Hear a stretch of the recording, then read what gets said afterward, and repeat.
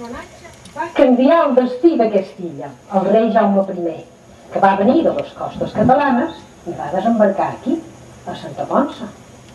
Van lliurar un grapat de batalles i en els 3 mesos va aconseguir entrar a la ciutat. Quan jo era fadrina, l'any 1929, se varen celebrar 700 aniversari d'aquesta conquesta i se varen fer unes festes que tothom que els va veure se'n va recordar mentre es va riure. I què va passar en les festes? Tu hi vas anar? Sí, mira, a la ciutat varen fer una cavalgada que hi van anar tots els baldes de Mallorca, persones importants. Cada poble va voler fer una carrossa. El desembarc del rei en Jaume.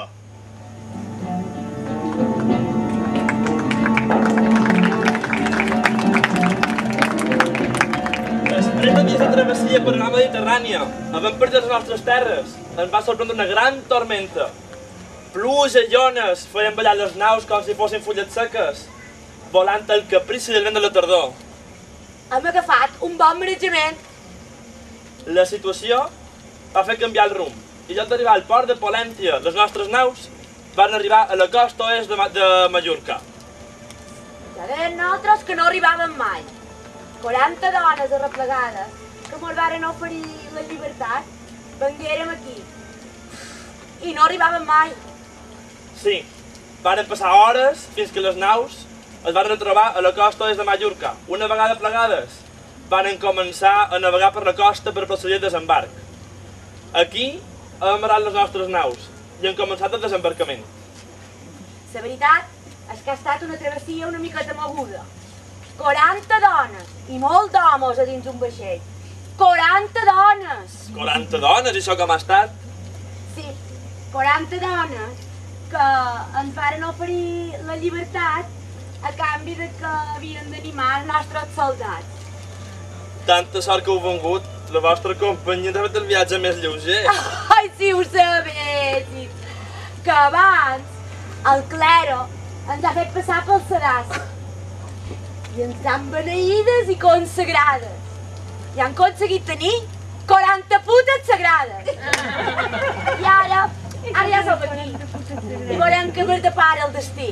I què podem fer per animar els nostres soldats.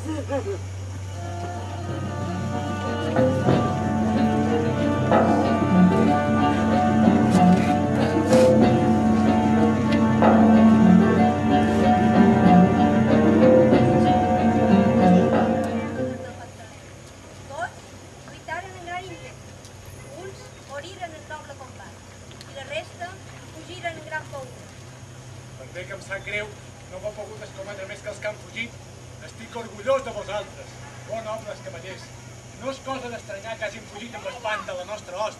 Devien tenir por de quan arribaríem per mar, amb tot el nostre estol de vaixells, tan gran que tota la mà semblava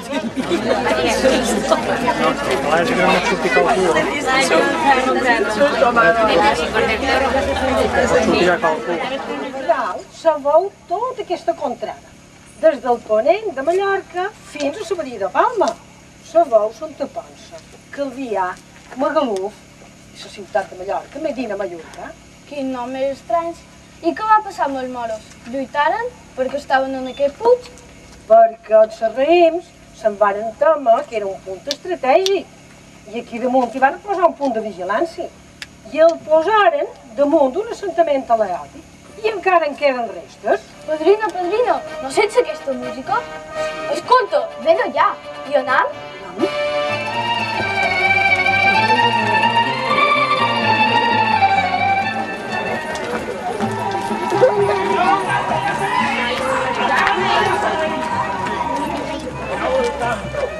Vigileu els vostres costats!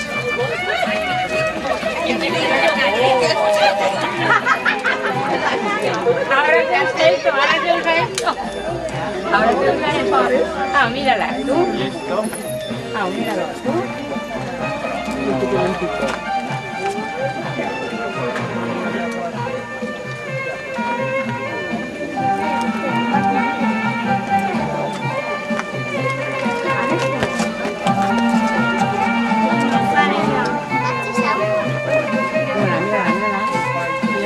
La marca de bailar porque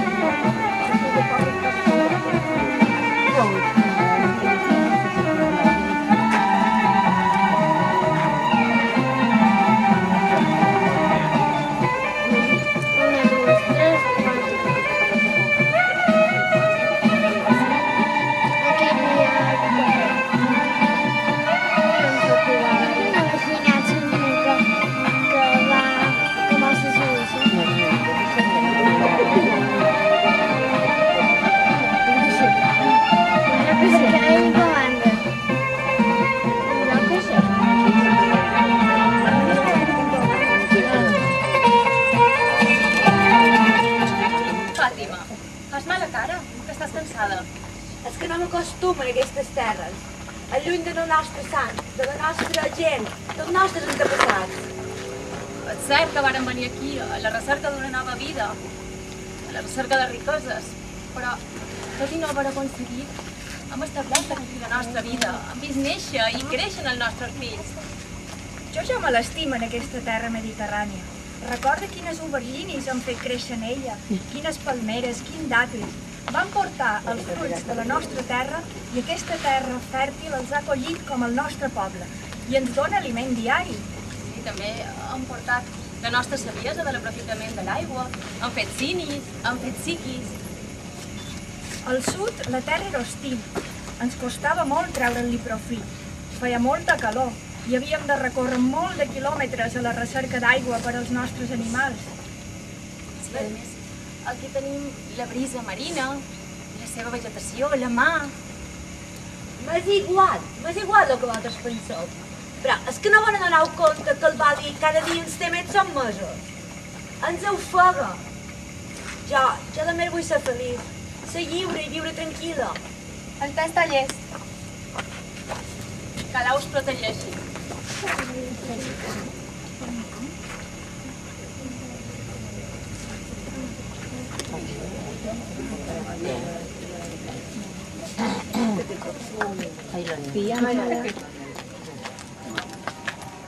Via Mamala. Via Manali. Via Mamanala. Via Manala.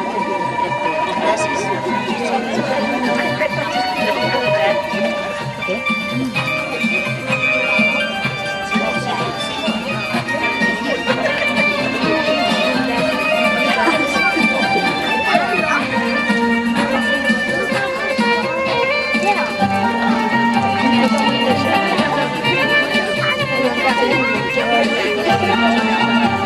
Totes les naus s'han dispersat. La tormenta era tan gran que s'han dispersat fins a la Porrassa. Les naus estan per aquí. Més de 5 milers de soldats. Però al tanto, això és un assentament musulmà. Qualsevol batalla pot estar a punt de començar. Mireu els sarraïns!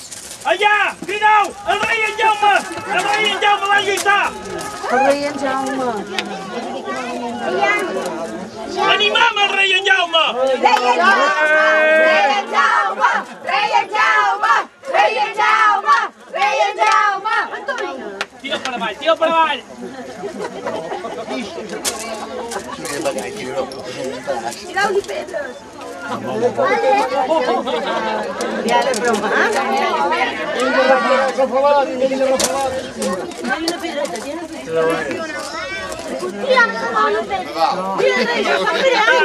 Animam el rei en Jaume, qui vol que guanyi!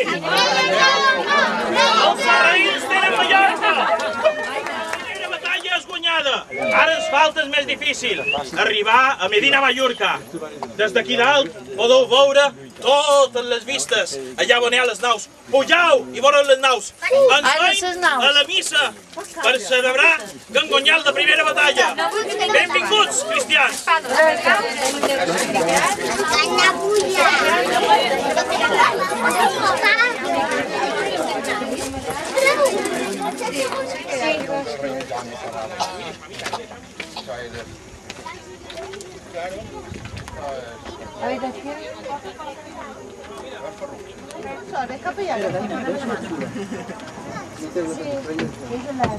Sí, porque aquí, cuidado.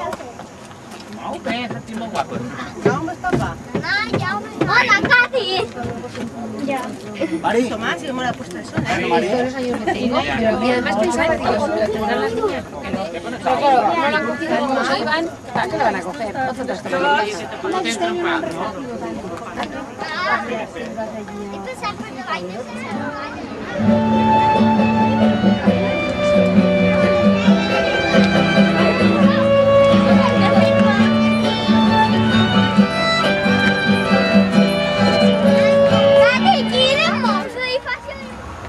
Avui t'has convertit en un petit rei, en un reietó. Padrino, una església enmig del no-res. Per què? Jo pensava que les esglésies estaven sempre als pobles. Bé, però a vegades, quan els reis cristians anaven a conquerir terres infidels, en arribar després de les primeres escaramusses, oïen missa. I la tradició diu que aquí, damunt una pedra molt gran, van improvisar un altar. I el bisbe de Barcelona va dir una missa. I per això, a l'any 1929, varen alçar aquesta capella i la varen beneir.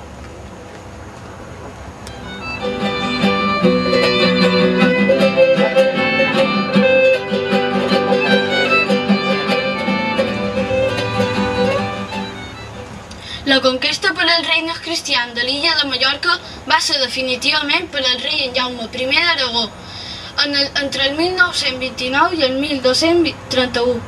La ciutat de Medina Mallorca, actual Palma de Mallorca, va ser acabada en el desembre del mateix any, encara que la resistència musulmana a les muntanyes va durar fins al 1231.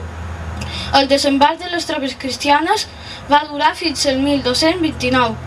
Va ser pactat amb un cacic local a l'abadia de Pollença, però el fort vent de Mistral van obligar a Jaume I a desviar-se cap al sud de l'illa. Quan el rei Jaume I estava a punt d'entrar a l'illa de Mallorca, a la ciutat de Mallorca, va rebre un missatger del rei sarraí Abu Yahya, que li demanava clemència i li demanava que el deixés partir amb unes naus cap a la Berbèria, a ell i els seus. Jaume I va voler consultar amb els nobles, i aquests, volent venjar la mort dels Montcada, aconsellaren al rei que entràs a la ciutat a sang i a foc.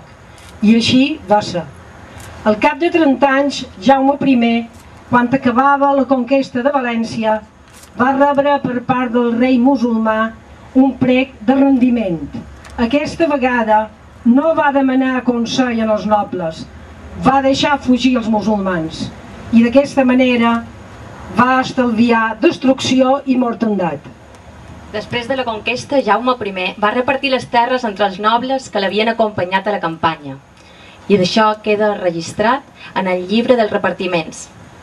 Després, adjudicà a Eivissa el 1235 i Menorca li rendí vassallatge des de 1231.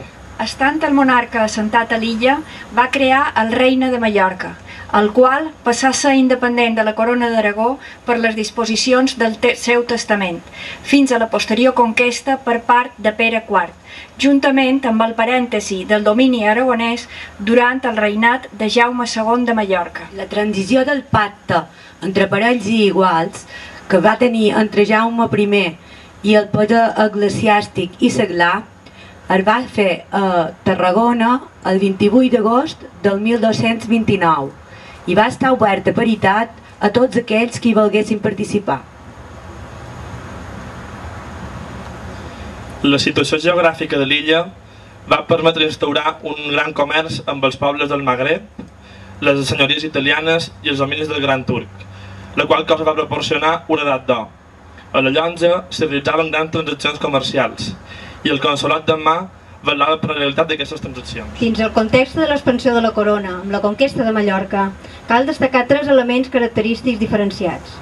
L'ús de la paraula, així com va ser transcrit en el llibre dels fets, l'acció i el gest com a independència de la violència i, per acabar, l'objecte com va ser la demonització de l'enemic, utilitzant per tal fet la frase de falsa religió. Els primers colons de Mallorca varen ser catalans. A la segona onada varen ser aragonesos, navars, italians i occitans. Tots ells disfrutaven d'un poder adquisitiu bastant gran degut a un impost que els era regalat, que era de capitalitat. Després varen ser aquests els que amb mudèjars i jueus varen tenir el poder econòmic. Per la seva situació, Mallorca sempre va funcionar com un centre de distribució entre els límits de la cristiandat i l'islam, a la cruïlla entre Espanya i el sud de França, Itàlia i el nord d'Àfrica.